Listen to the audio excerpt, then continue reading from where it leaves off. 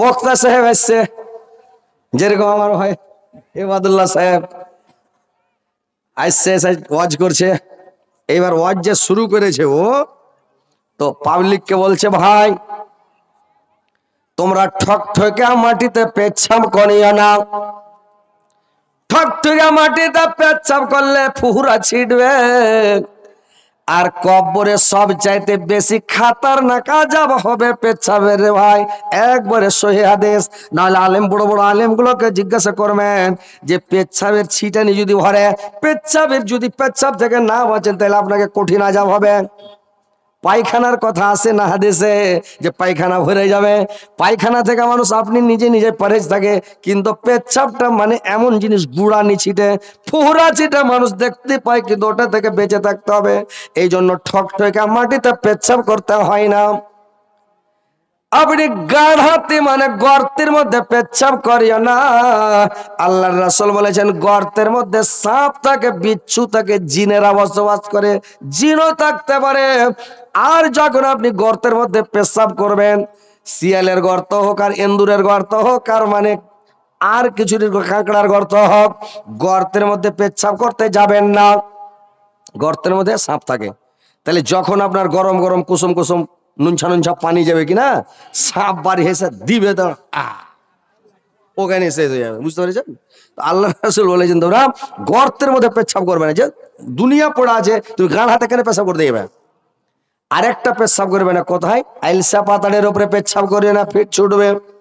ঘাসের উপরে পেচ্ছাপ করতে হয় না। ঘাসের উপরে পেচ্ছাপ করলে যে মারবে পিচকিরি, আপনার মাথার উপর দিয়ে ফুহুরা ছুটবে। কি কথাটা ঠিক আছে না? ঠিক আছে ভাই।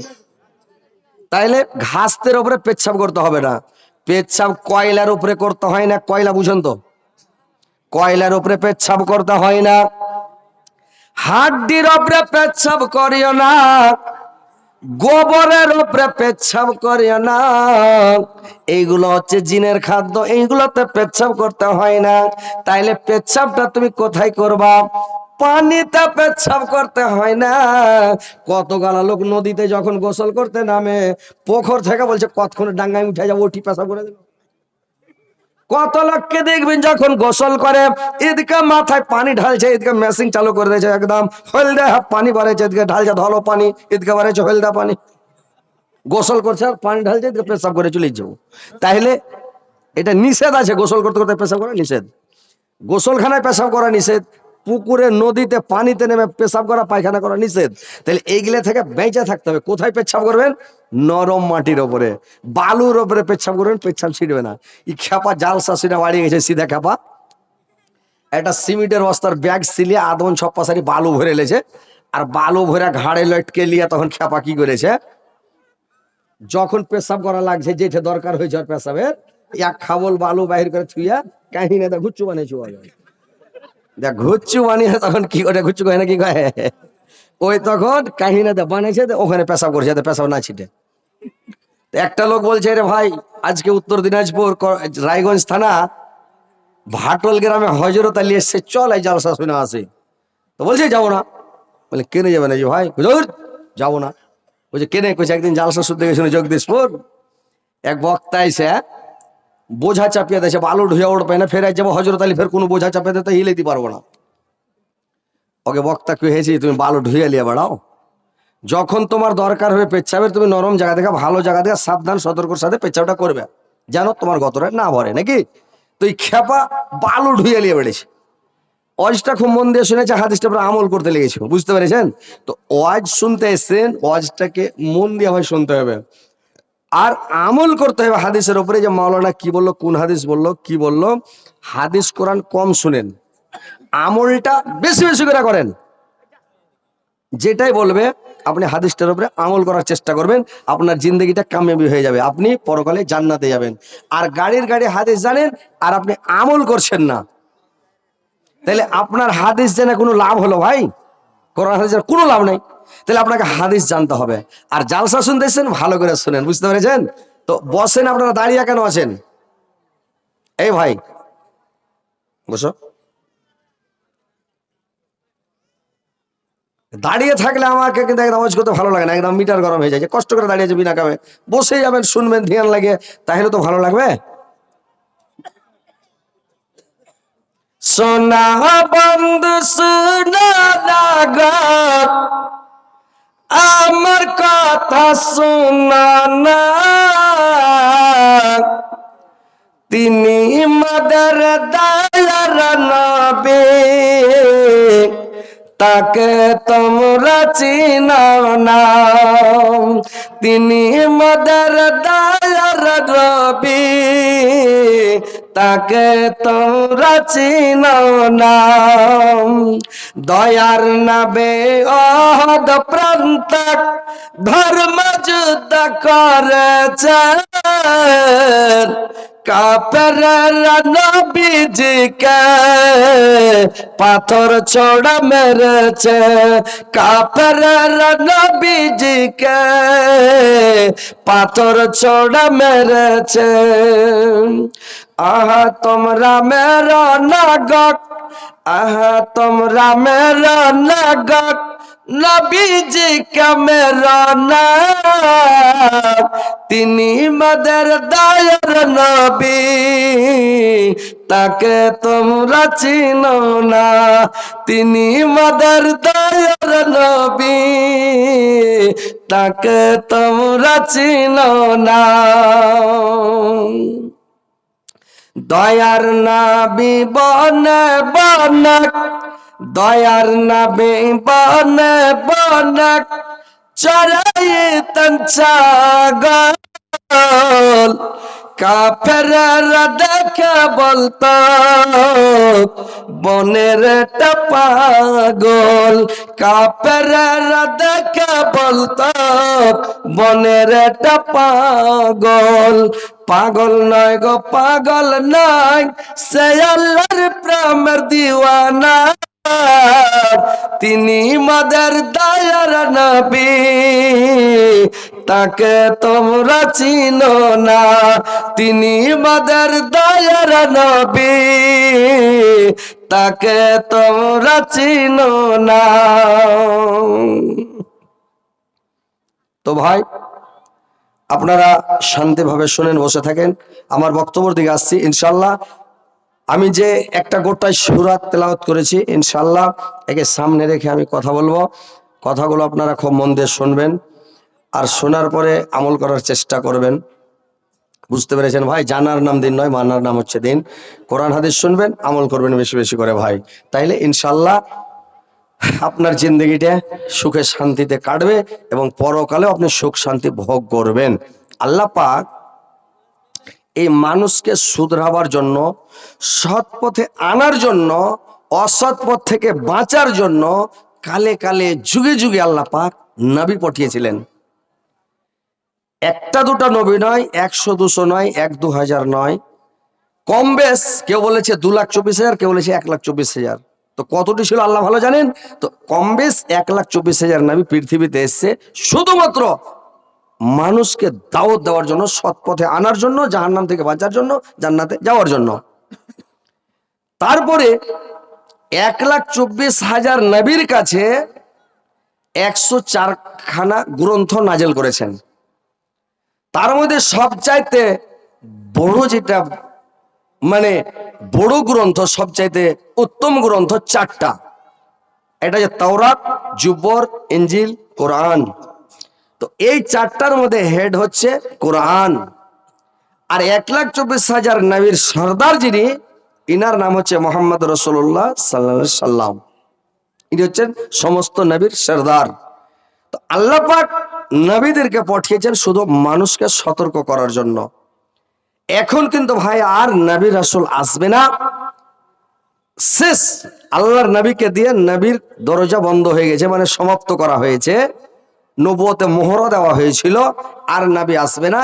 আল্লাহর রাসূল যাওয়ার সময় দুনিয়া থেকে যখন চলে যান, বলে গেছেন আমি তো চলে গেলাম, আমার জায়গাতে রেখে গেলাম আলেম সমাজকে। আমার ওয়ারেস হচ্ছে ওয়ারেসাতুল আম্বিয়া।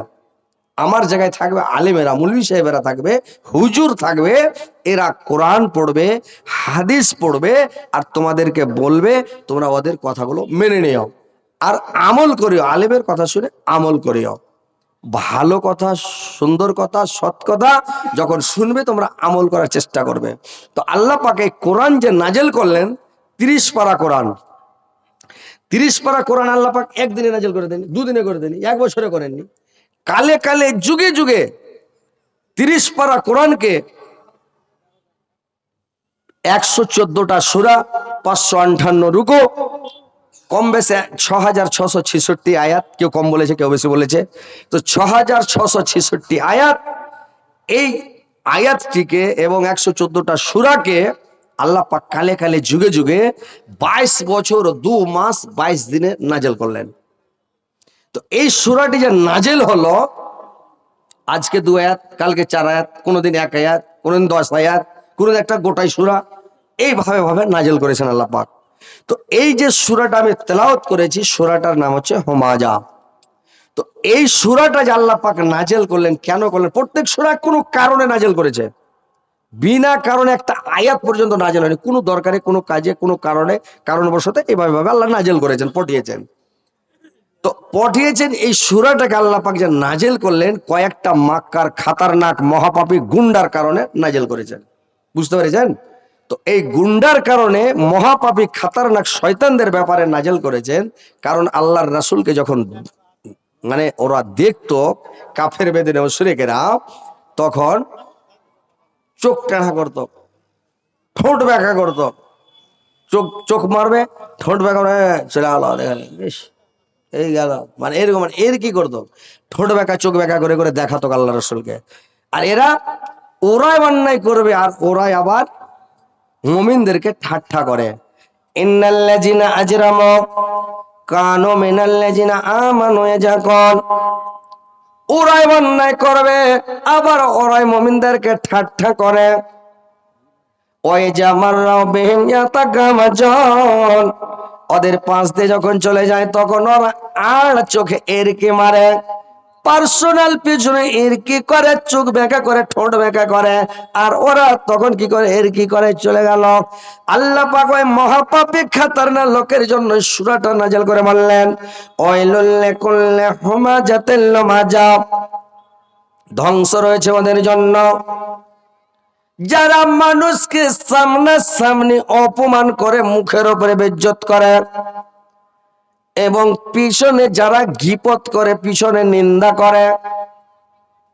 আল্লাযী জামাআ মালা ওয়াদ্দাদা, আর যারা মালগুলোকে গনে গনে গনে গনে জমা করে, মালগুলোকে জমা করে করে রাখে। ইয়াহসাবু আন্না মালাহু আখলাদা, আর ওরা মনে করে আমার সম্মান আমার কাছে চিরস্থায়ী থাকবে, আমার শক্তি চিরস্থায়ী থাকবে, জামানি চিরস্থায়ী থাকবে, আমার মাল, আমার ধন, আমার সম্পত্তি সব আমার কাছে চিরস্থায়ী থাকবে, এরা মনে করে। আল্লাহ বলছেন, কাল্লা লা ইউমবাজান্না ফিল হুতামাত, কখনো নয়, অবশ্যই তাকে হুতামাতে ফেলা হবে। ওয়া মা আদরাকা মাল হুতামাত, হুতামাত কি জিনিস শোনো?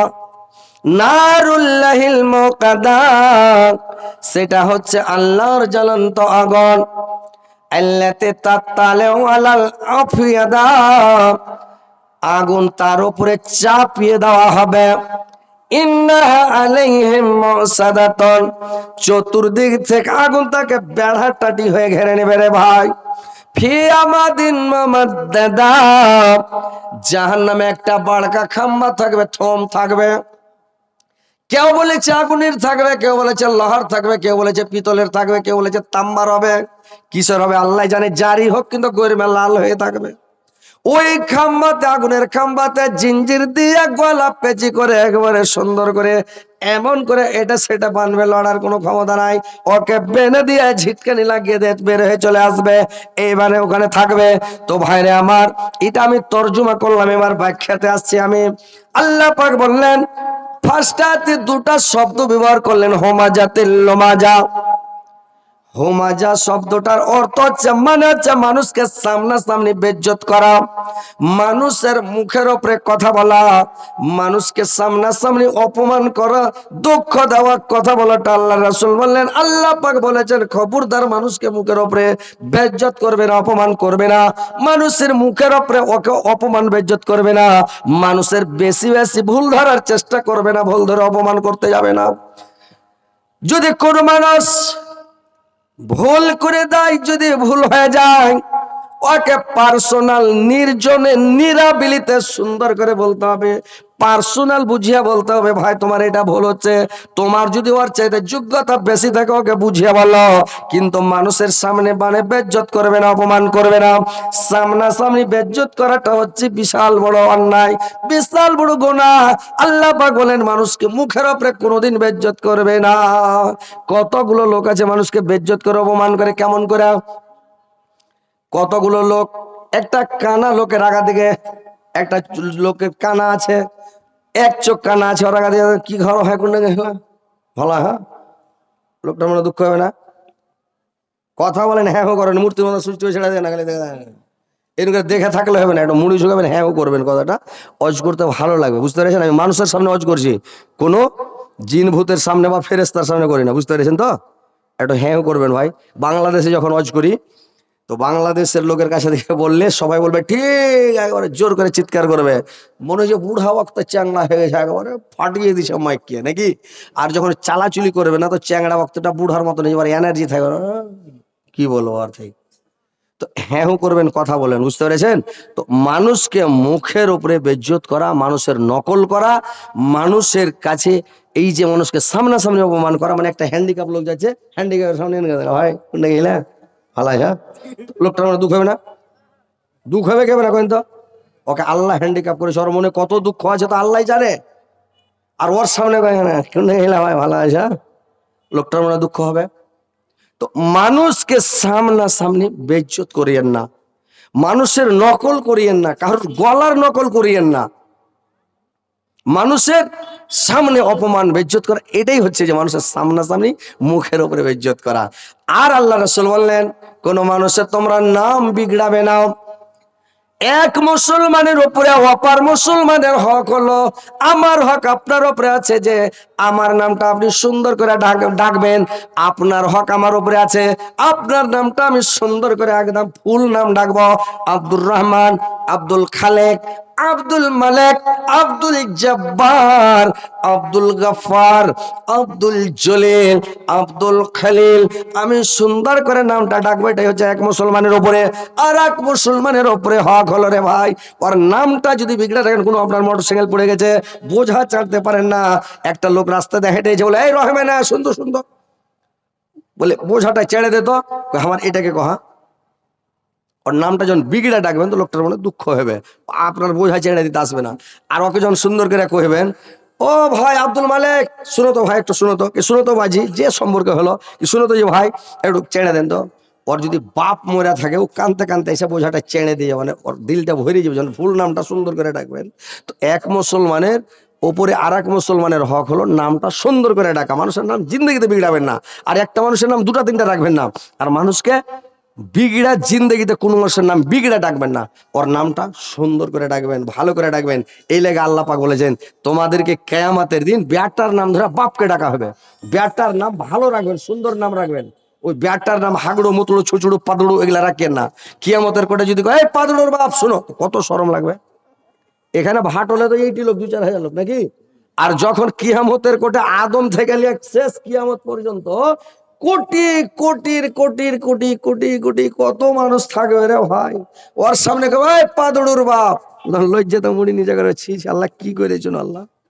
এখন একবার দুনিয়াতে পেটাতে একদম সুন্দর নাম রাখতাম, একবারে দেলোয়ার হোসেন সাইদি রাখতাম নাকি, ভালো করে রাখতাম, মিজানুর রহমান জাহারি রাখতাম, সিনামনটা পড়তো। আর উপাদুড়ো মাদুড়ো রেখে দিয়েছে, তো ছাইলা পিলার নাম মুলবি ডাকবেন, আখিকে দিয়া অর্থ বুঝা ভালো নাম রাখবেন ভাই, বুঝতে পেরেছেন তো? ব্যাটার নাম ধরে বাপকে ডাকা হবে, বাপের নাম ধরে ব্যাটাকে ডাকলে ভিড় লেগে যাবো ওখানে, সবাইকে হাঁড়ি বাটা তো ওইটা। আর ব্যাটার নাম ধরে যখন আল্লাহ বাপকে ডাকবে, এই নামের সাথে মিলবে না, বুঝতে পেরেছেন? ঠিকানা আলাদা হয়ে যাবে। তো ওই জন্য ব্যাটার নাম ধরে ডাকবে আল্লাহ কিয়ামতের মাঠে বাপকে। তাহলে সুন্দর নাম রাখবেন, আর 14টা নাম রাখবেন না, একটা মানুষ দুটা তিনটা নাম রাখতে হবে না।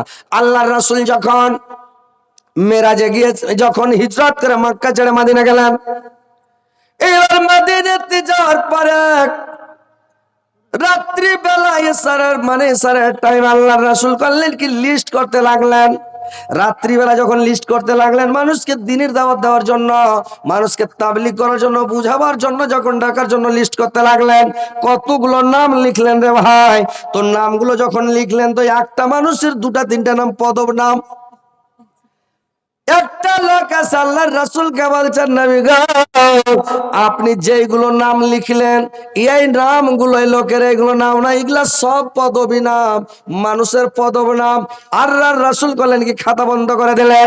আল্লাহর রাসূল খাতা বন্ধ করে দিয়ে বললেন, খবরদার তোমরা একটা মানুষের দুটা তিনটা নাম রাখবে না।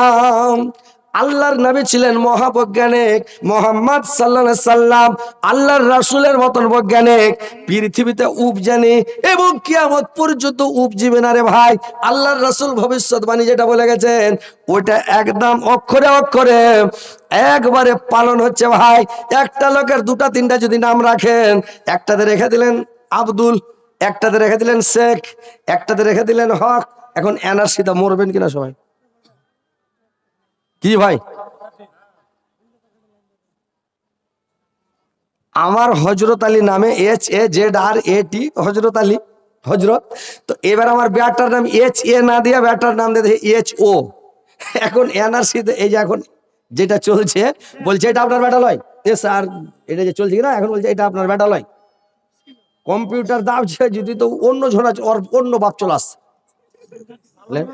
সাংঘাতিক ব্যাপার। একটা অক্ষর খালি HA না দিয়া HO দিয়ে দেখে অন্য জনের বেটা চলে আলো হাত থেকে। ও যদি এটা হযরত আলী হার বাপলা ধার গেল খিলিয়া কামিয়া মানুষ করে বেটা চলে আলো নাকি। আল্লাহর রাসূল এই জন্য বলেছে দুটা তিনটা নাম রাখবে না, সুন্দর নাম রাখবে, অর্থ বুঝে রাখবে, ভালো নাম রাখবে। তুই এই এনআরসি থেকে বাঁচবে আর না হলে তুমি মরবে নাকি। তো এই লেগে একটা লোকের দুটা তিনটা নাম এইবার যদি বলেন একটা লোকের খুব লম্বা বলে এই লম্বুজি, ওর মনে দুঃখ হবে না? লোকটা যদি ব্যাখ্যা হয় বল ভাই টাঙ্কুজি, ওর মনে দুঃখ হবে কিনা? খুব যদি মোটা তাগড়া হয় বডি হ্যান্ডা আছে ভাই গব্বর সিং, শুনো লোকটার মনে রাগ হবে না ভাই? রাগ হবে কি হবে না? অটোমেটিক দুঃখ হবে মনটাতে, শালা আমার মোটা তার লেগে গব্বর করে ডাকছে, পাতলা লম্বা তার লেগে লম্বা করেছে, তার দাঁত বড় করে দাঁতলা, শুনো ওর মনে দুঃখ হবে না? কালো যদি হয় বলে কালোয়া, শুনো মনে দুঃখ হবে। পাতলা হলে আমরা বলছি পাতলা, বাংলাদেশে কইছে চিকন, এক আলাদা ভাষা। তো যদি একটা পাতলা লোকে পাতানো শুন, এই সুখা শুন, মনে দুঃখ হবে না ভাই? এটাই তো মানুষকে, এইটাই অপমান, ডাইরেক্ট অপমান, মুখের উপরে অপমান বেজ্জত করে। এইটাই আপনি কেন নামটা বিগড়ে যাবেন? যার কান ছোট ছোট যায় কান কুতরু, কান একটু বড় আছে কান ঢালকা, পেয়ারটা একটু বড় আছে পাড্ডাবলা।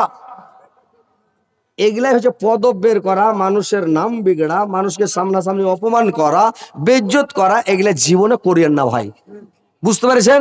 তো মানুষকে সামনাসামনি অপমান করতে হয় না। আর মানুষকে সামনাসামনি অপমান করে খালি পাপ কামা হয়েছে। কতগুলো লোক চায়ের দোকানে বসে যাবে, তাফালিং করবে, ওরাই অন্যায় করছে, ওরাই মানুষকে মজা করছে। কি করছে জানেন? দোকানে বসে গেল, চকে বসে গেল, আর বলবে দেখ আমি যেটা কথা বলবো একদম অরিজিনাল। বলে কি? বললে দুনিয়াটাকে মুলবিরা শেষ করে দিলে। আপনার মুলবিরা দুনিয়াটাকে শেষ করে বলছে, বলে না দোকানে বলছে, আমরা শুনছি তো। দাড়িওয়ালা লোক দুনিয়াটাকে শেষ করে দিলে, টুপিওয়ালা লোক যত আছে মানে ওর ভিতরে ইমানই নাই, ও বেকারা। যত গালা দেখবেন পাঞ্জাবি বলা বেলার পাঞ্জাবির মধ্যে শয়তান ঢুকে আছে।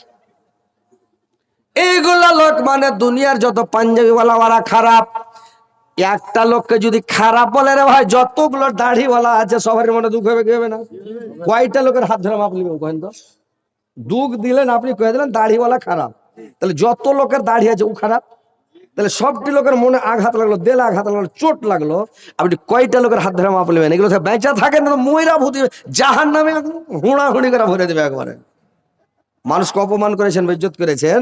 আল্লাহ পাক বলছেন কিয়ামতের দিন আসমান থেকে জমিন পর্যন্ত, মাশরিক থেকে মাগরিব পর্যন্ত সারা পৃথিবী ভর্তি যদি গুনাহ করে আমার বান্দা আছে, আমি সারা পৃথিবী আসমান থেকে জমিন পর্যন্ত, মাশরিক থেকে মাগরিব পর্যন্ত সারা পৃথিবী ভর্তি ক্ষমা নিয়ে আমার বান্দার সঙ্গে দেখা করব। কিন্তু আমি এই তিন প্রকার লোককে কিয়ামতের দিন ক্ষমা করব না। কোন কোন তিন প্রকার ভালো করে শুনেলেন, ওই ক্যাটাগরির মধ্যে পড়িয়েন না ভাই, শুনেলেন ভালো করে। আল্লাহ পাক বললেন, এক নাম্বার, যে লোকটা শিরক করবে ওই লোকটাকে আমি ক্ষমা করব না।